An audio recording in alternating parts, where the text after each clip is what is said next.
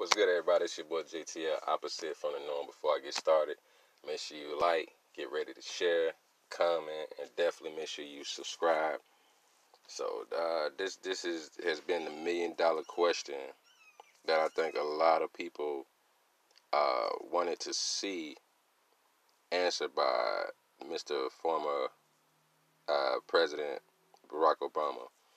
So let's go ahead and, without further ado, let's go ahead and get into it. Having that legacy that we have to deal with. With reading this book and all that you did for every community, including our own community, how do you take it when you hear, especially African Americans and minorities, say that they feel that President Barack didn't do enough for minorities, or didn't do enough for black people? Black people. What are your thoughts on that? You know what?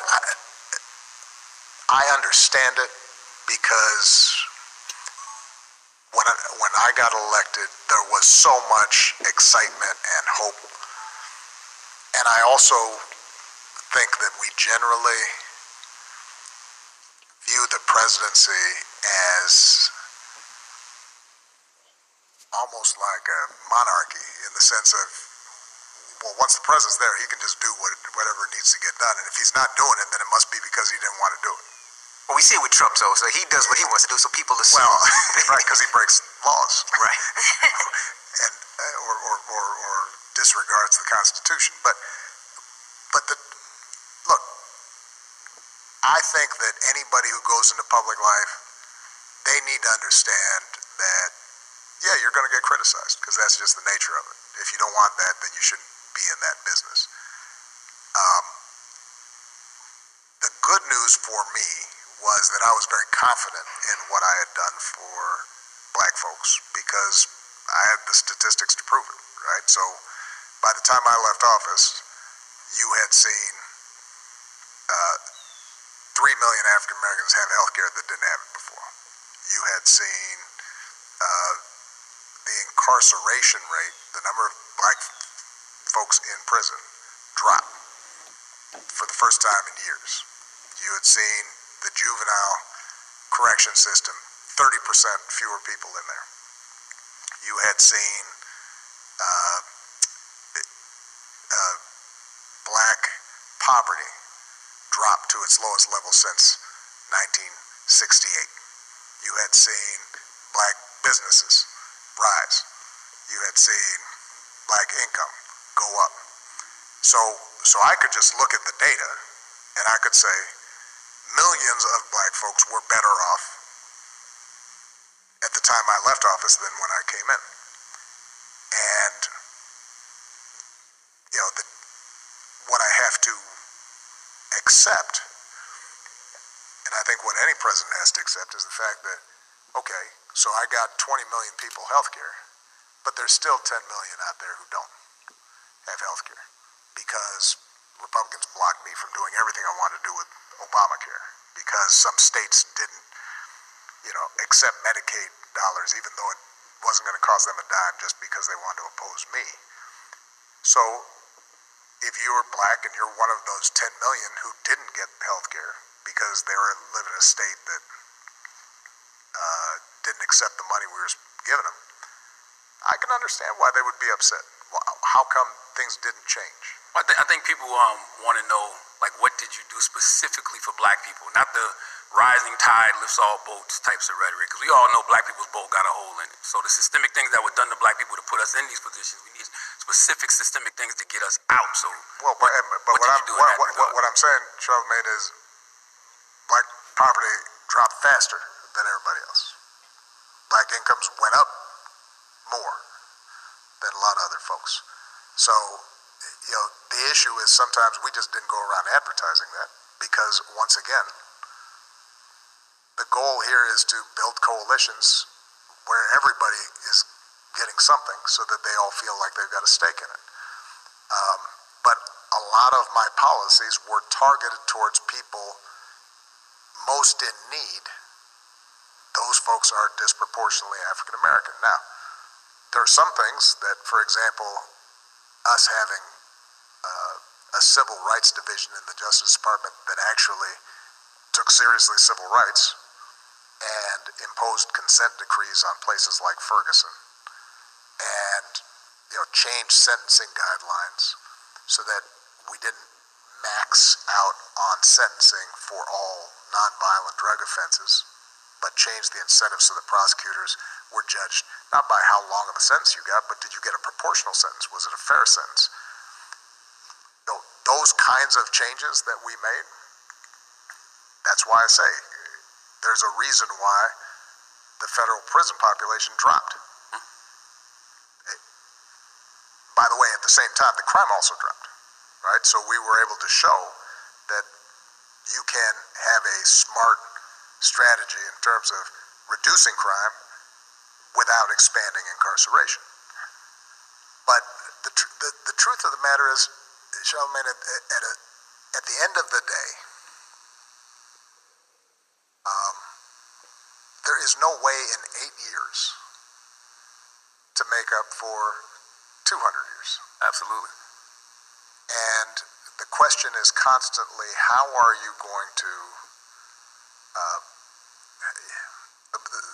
the way I've been describing it, because it's very much how I understand the presidency now. You're like a relay runner. You're getting the baton from somebody else, and, all you can do is run your stage of the race. And then you pass it on to the next person. And on either side, both who you got the hit from and who you're passing it to, they may not have the same priorities that you do. You know that you're not going to get everything done that you need to get done.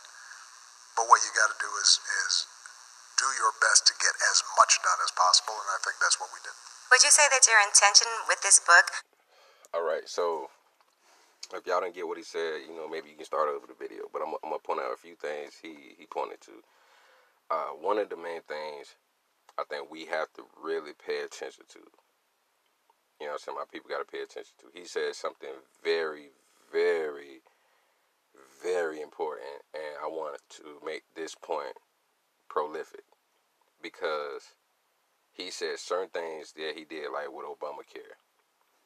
Certain states didn't accept those funding dollars, even though it would have cost them nothing. They just wanted to oppose him.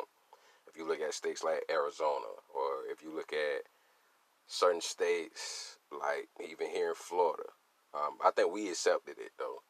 But it's a lot of Republican conservative states, ran states, that didn't F with Obama because he was a Democrat. Even if it would have helped their state, because if you look at a lot of those states with the coal mining and all of that stuff, a lot of them people ended up taking Obamacare, and it actually was helping them. So when 45 got in office, you started seeing videos of just people covering it, and you can look this up where they was talking about how it was Obamacare was saving people's lives medically, and 45 cut it and messed it up. And it messed them up. And they still wanted to support him. I don't get why, but they still wanted to support him. You know what I'm saying? Just on the Republican thing. Maybe it could have been racial. But the sad thing is, what we got to realize is, it's just not on the president. As we seen, like around this time, we really got to see how the House, Mitch McConnell and Nancy Pelosi and all their underlings was kissing butt to make them happy and make their party look good, even though it's hurting everybody. All right, Mitch McConnell only wanted to give 1.9 trillion. That's as far as he got. Now he's going back to $500 billion. He dropped $1.4 trillion just to be an asshole, even though a lot of his people are hurting. I remember when I was doing pickups for Uber, and I picked this one guy up, or it might have been Lyft, but I picked this one guy up who was a conservative, and he was a tax attorney at his firm, and he said he used to be a big 45 supporter. Now he's saying F him because 45 kept saying the PPP loans was there for businesses to get, and he tried a few times to do it for his company, and they couldn't get the money that they needed. So he was like, F him.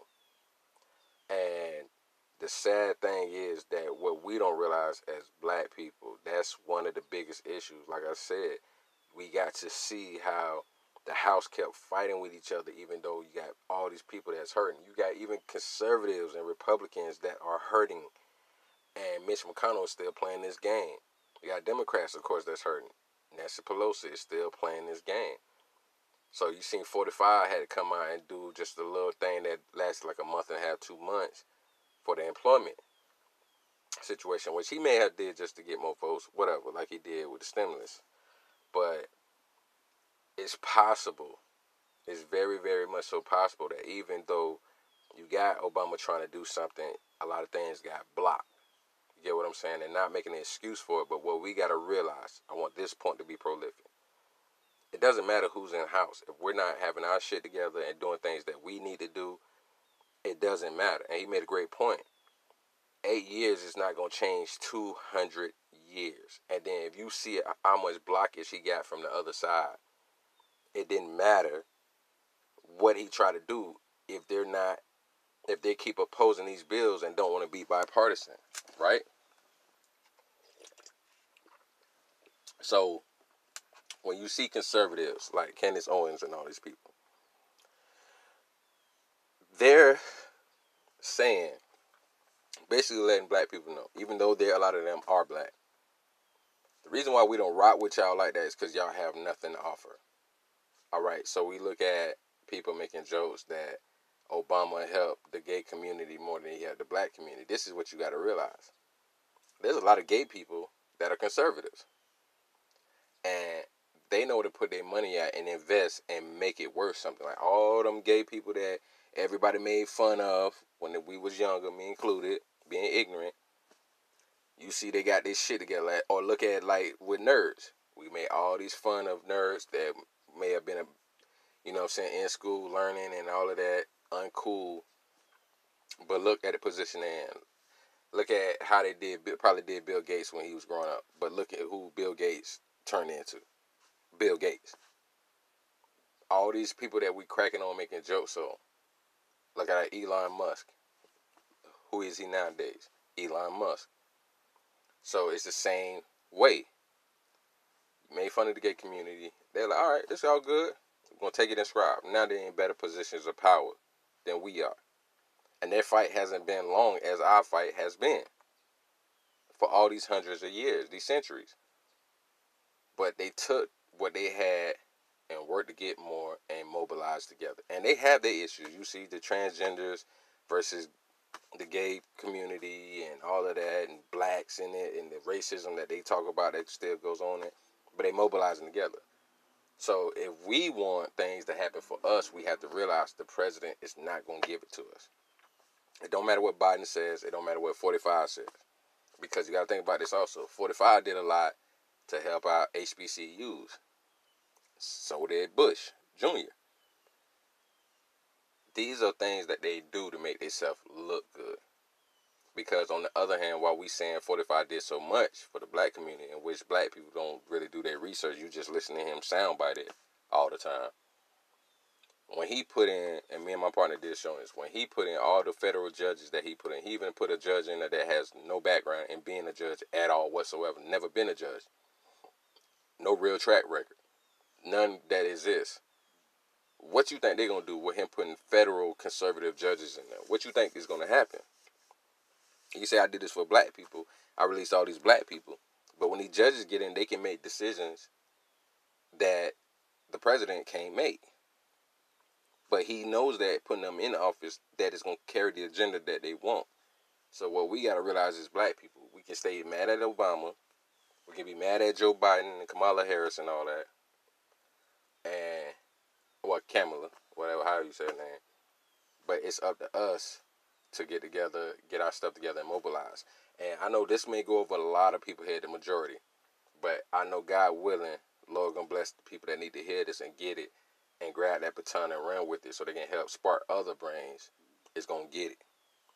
But this is something we have to realize. The only way for black people to really get forward and move together is to move together. We got to stop waiting for whatever president is going to come and do whatever. And no offense, but if it's offense taken, I could care less. All those other people that we listen to, Boyce Watkins and Roland Martin, all of them, I ain't thinking about them. And I ain't really speaking about them. But on that note of them, while they're worried about playing the Democrat versus Republican game, the game that we need to worry about is game. How do we put skin in the game? If you really want things to change for us, we have to realize there's certain things that we have to do that they're not going to do for us. You heard what Obama said. The things he had to do is play diplomacy. Because even if he tried to target it, things that will directly affect black people and say it, you know doggone well the other side is going to oppose him and not let it happen. The things that he was trying to do that help everybody in this country, they oppose. Just so they side could look good. You seen Fox News, all they did was talk trash about him. He carried himself with dignity. He didn't mind diplomacy. Didn't mind working with the other side. And Fox News and all the Republicans still was talking trash about him, even though they could have worked together. This is the problem we have. This is the game that they play, and we've seen it time and time again, especially now within the last year, of how both sides are so concerned about a win and playing this game that they're not worried about helping people more so than anything. Nancy Pelosi didn't do that because she wanted to make sure people got help. She wanted to do that for bragging rights. Because she didn't have to start at 3.4. 45 and Republicans did 3 trillion. Why you got to try to do 400 billion more than them? That wasn't to really help. That was because you just wanted to look better. Well, they did 3. We did 3.4. But you need them to vote on it. You think they're going to do that? No. She could have came out the gate. Let's do 2.5. A little less than what they did. We worked with them on that. Work with us on this one. This is less than what y'all did. We're not trying to look better than y'all. We actually trying to help the people. Or let's just do another 3.3 trillion and show that we work together again. They won't do that. So for all my people out there, if you really, really want us to start doing better, got to put God first. Or at least put moral high ground first. And try to work together. This is why before we had all our issues where we was doing better after slavery is because we realized we had to work together. And that's how it's going to work. That's the only way it's going to be. Stop sitting around waiting for a Democrat or Republican to save you. Stop it. Only God can save you. These people can't do it. And they won't do it. This your boy JT, opposite from the norm. Make sure you like, share, comment, and subscribe. Of course, you know I'm going to get at you with another one. Chip.